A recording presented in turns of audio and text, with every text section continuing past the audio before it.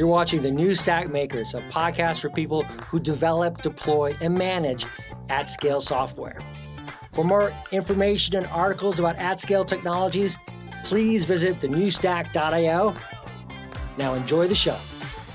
Hello world, Chris Pirillo here for the New Stack, and I'm downtown Seattle for the Open Source Summit. And the most popular booth by far in the entire showcase is Framework. And I've known of Framework for quite some time, but I do not believe I have sat or been this close. I haven't even touched one yet. Hang on, okay, now I can say I've touched a Framework laptop. This thing, it's popular for a reason, right? I mean, it's very well known in geek circles that this is a modular laptop, and it's not just the average laptop, it's the ability to interchange any component that can be interchanged, right? So I wanted to learn a little bit more about it, and happenstance, Matt Hartley and I used to work together with a previous project, Locker Gnome, way back in the day, and Matt has been, as far as I'm concerned, one of the top Linux enthusiasts that I've known in my entire life. And so Matt works for Framework as their Linux support lead. That's right. And so you will probably find, if you haven't already found Matt being active in there. No, he's in the shadows, right? On the forums and participating in making sure that questions are getting answered or doing the best that he can. So anyway, this is Matt, and I'm curious. Yes. We've got the Framework laptop. How did you come to work for Framework? So it's an interesting story. I was approached out of need. At the time, they were already supporting Linux. It was very important to everyone there, but they wanted to make sure that they were engaging the community specifically in a real hands-on meaning, also providing support as well and making sure that was a big focus for them. And so that's where I came in, and I was offered the position, and I readily accepted. Well, it's interesting to me because I've always believed that community does well when it plucks out one of their own, because you understood it well enough and you cared about it enough. Yeah. Why did you care about what Framework was doing to even drive you to that point? For myself personally, it was the fact that it was not only a company, and I'm always excited to see this, a company embracing Linux, but also embracing repairability, and the fact that I can see this really becoming a movement beyond just laptops, that I see other folks in the industry and other industries adopting a similar mindset. That excited me. I wanted to be part of this. So you're taking, if you will, not just you personally, but taking point on the right to repair. Exactly. Yes, taking right to repair and going even farther with it, bringing it to other industries. And I think that Framework is going to inspire others to do that. So when the average user, which I would place as me, sure, goes to buy a laptop, right? Usually we only have one option, Windows. Why did Framework go with Linux as an option? Apart from being different, standing out, of course. Like what was the reason it decided? If you can answer this question, I think part of it is there was a recognized market share that was largely untapped. We do have other folks out there that are catering to Linux, and they do amazing things and they're awesome. But we wanted to do this in our own way. So by having the DIY setup, it was kind of a no-brainer at that point. Be like, well, people are going to probably bring their own distros with them anyway. My job was to identify the most likely distributions that we want to focus on providing support for officially, and also then looking to outreach with community-based support as well, whether it be Gentoo or Slack or whatever it may be, and actually beginning to build those bridges. And that's part of my job as well, is making sure those bridges are being built. What distros are you supporting right now? Right now we support Ubuntu LTS. So as we're coming into 2404, that's a big focus for me personally. I work crazy close with Fedora. We literally talk every day. We have a matrix chat that I just keep open all the time and complain and whine when something doesn't go my way. Otherwise, I'm coming up with various scripts and whatnot to try and make this more user-friendly and make this an easier experience, because we are seeing a lot of folks coming from OS X and a lot of folks coming from Windows. And that's a weirder experience if you're not used to it. It's like when I go back to Windows and I'm just lost. They're just like, why is it not doing the thing? It's like, So that leads me to another question that I find interesting and fascinating. Linux is very much rooted DIY, BYO, all the TLAs. Exactly. But have you found people, not just within the Framework community, but potentially beyond, contributing back to Framework as an experience? As in Yeah. helping with drivers, as in helping with scripts, I as would, in I would helping say with... so. And it's weird because it's still something that still surprises me every day. So I had to kind of think about that because it's like just today for our framework 16, which I don't have here, this is the 13, we have LED modules and we have a binary, basically a program that we can run to interact with those modules. Well, it does really interesting stuff, but it's not really functional. And for a while I've been saying, wouldn't it be cool if it, I don't know, showed system resources or something useful? Someone apparently released that. I found it in our Reddit today. So we're beginning to see that pattern. We're also seeing people developing hardware that interacts with our laptops as well, which is incredibly cool. You talk about hardware. I don't know if I'd go as far as to call myself a maker. I'm a 3D printing enthusiast. Sure. You have, I guess, official specs with which people could effectively build their own. Yeah, so we encourage people to build cases. So let's say they have an obsolete board. Let's say it's 11th or 12th gen, and they want to go with AMD, or they want to get a 13th gen, or wherever they're going with it. They can take their previous board and 3D print a case and actually utilize that as a media server, Jellyfin, Plex, file server, whatever they want to do. Also, really great for kids' computers. Big advocate of that.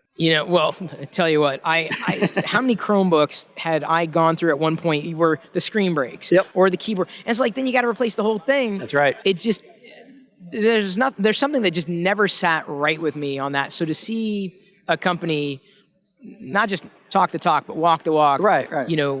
I feel it's a very powerful story, and I would love to see catch on for so many different reasons. I really appreciate that. No, and he's talking about screen. We can actually replace it. You just pull out the bezel. So what on this particular device is replaceable? Pretty much everything. Your hinge, the bezel itself, the screen itself, the keyboard is an input kit complete in the 13-inch module. So basically, it basically connects in. You unscrew it from the back, pop that out. Motherboard, speakers, wireless, RAM, drive, all of it. But as far as like power and fingerprint reader, which is, by the way, Linux compatible, this is all one kit. So if I spill something on it or maybe I broke the screen and the keyboard, I can replace both of those and be good to go. Or I need a different locale, I can easily do that without having to completely rethink my laptop. How about, and feel free not to know the answer to this question. Sure. This is very much more of an impromptu sit down, like, hey, I'd love to talk about this. In terms of getting a screen replacement, how fast might one be able to get a screen replacement should they need it if they were traveling? It generally depends. So a lot of times, obviously, there's market factors. So as far as availability and whatnot, we generally go for ASAP. I mean, it's really where we're at with it. The important piece is that we try very hard to make sure our stock is where it needs to be. And of course, there's always a moving target. I mean, during COVID, I know that was a challenge for a lot of companies. We're pretty well dialed in. I feel pretty good about where we're at. Are there slips? Sure. That can certainly happen. But overall, I'm very happy with where we've been with things. And what's awesome is that there's also a growing secondhand market, as well. So people that maybe don't want to pay for a brand new motherboard or a brand new whatever it is, can in fact go another way. That's something that's interesting to me and you. How many average users are compelled with what they see and what you're able to provide? It's interesting. We've actually done a lot of conversations about this and trying to explore this and explore what the casual end user, especially someone that's getting one that's pre-built, and they're like, I love the repairability of it, but I don't really know if that's what I want to do. What's cool is that it's easier than they think, and that it's more compelling than I would have ever thought. So like my wife, for example, who is a diehard Mac person, really diehard, was blown away about how repairable it was really shocked at how easy it was and how simple the flow was.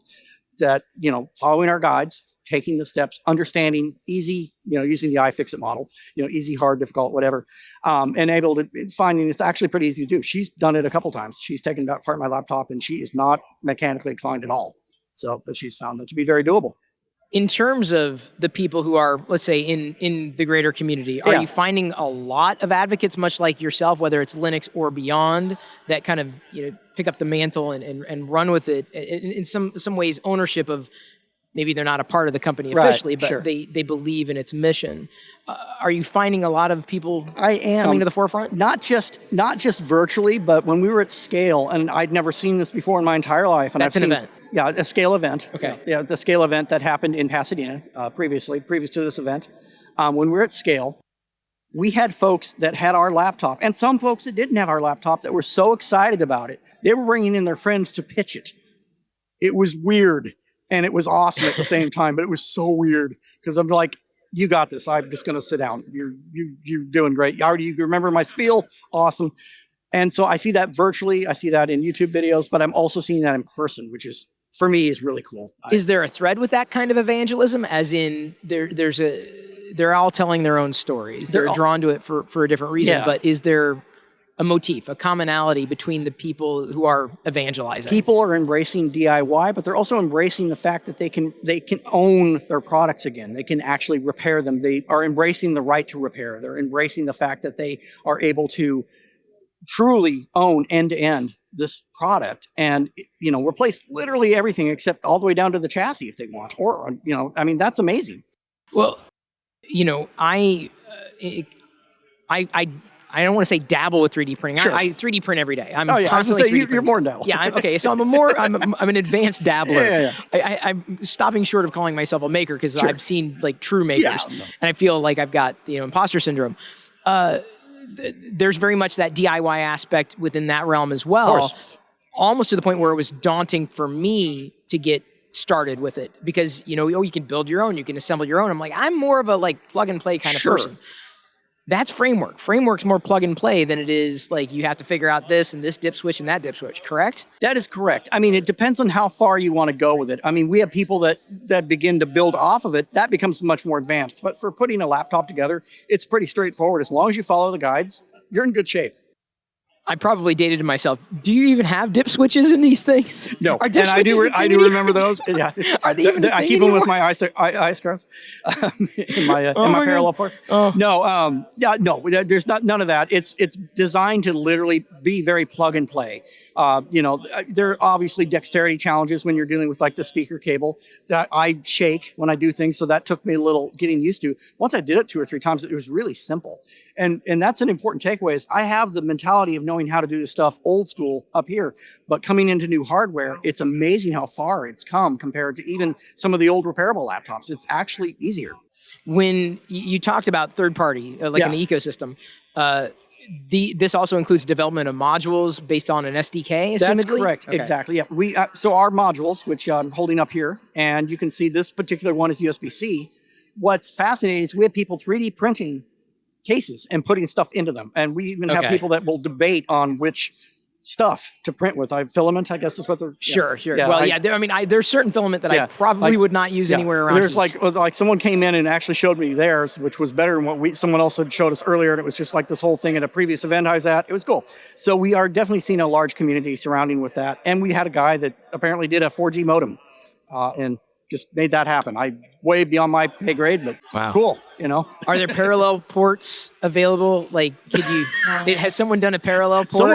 Someone was talking about doing that. Someone else was joking about doing like a PS2 or something. Yeah, the old school, just a retro. I mean, I think I finally got rid of my parallel cables. Get an AT keyboard. Yeah, like old, I looked at it, I'm like, and I know. We're dating ourselves, it's fine. We're dating, but like, that at the same time, I hold on to cables so much because compatibility, and I finally last year just purged it all. And exactly. I mean, I got a couple maybe here and there, but like I got rid of like bins and bins and bins of that. Yeah, I did something similar recently. I completely understand. But it speaks to a different kind of technical debt, right? You hold on to this stuff because of compatibility reasons, and if something like a computer, has a certain need that if it breaks, you can't replace it. That's the beauty of something that's more modular, kind of future-proof. I think so, because otherwise you end up like us or end up like me, who has an ASUS Eee that he just refuses to get rid of. It has absolutely no value other than it flattens paper for me right now, but I'm going to use it someday, I swear. As soon as I find the power adapter and a reason to care. See, I can't. How? By the way, how is this thing powered? Oh, right now? I mean, not just a battery, but what is there? It's USB-C. Okay, fantastic. And what's cool, and this is, so the easiest value proposition out of anything else is you can pick what side you want the ports on. And people don't really think about that. They're like, I don't care. Be like, okay, do you use a 3.5 millimeter jack? Yeah. Would you like to be able to put it on the left or the right? Yeah. I just sold you. So you understand. That was honestly what got me initially. I was like, whoa, that's huge. That's kind of a big deal. You know? It's kind of like a no-brainer, but this cannot be simple. This is not it can't be a very straightforward enterprise, which speaks to what it is that you've been able to accomplish. It's no small feat. Well, the engineering team and the founder of the company have done amazing things and really thinking long game and making sure that the form factor for the 13 and now the 16 are, part of that equation. And so, as we continue to evolve and things happen, that form factor will remain the same. So in 2024, you have a motherboard or a chassis from 2021, you put a board in from 2024 and it just works. Okay, cool. That's pretty awesome. One of the reasons why, yes, to be able to see it, touch it, talk about it, but I wanted to talk to you specifically is because what you're doing there, you're listening. And I think that's a valuable part of this conversation. Yep. You're a human being. We're talking about technology, and sometimes there's a disconnect. Sure. I don't know if it's a true David Goliath story. Or if that's how y'all would want to frame it, but you're listening. And you know that there are things to be worked through, but the fact that you are listening and you are participating and helping facilitate those conversations, I feel as a user advocate, is critical. I agree. No, we look at anything that we may have a disconnect on or an area that we can use for improvement. We take that feedback seriously and we look at options we can do. We're now hiring right now to address some of those things that we can do better. We're very public facing with our messaging. Hey, here's what's going on. Here's what we're doing. We're not just in the forums, but also in our blog posts, in our social media posts and whatnot, making sure we're having that dialogue. The CEO himself, I was going to say top down. Yeah, very, very vocal in all the community platforms. Well, it's awesome. Critical, right? Especially when you're talking about technology that no technology is perfect. It doesn't matter what it is. And when people have problems, they want to connect with other people.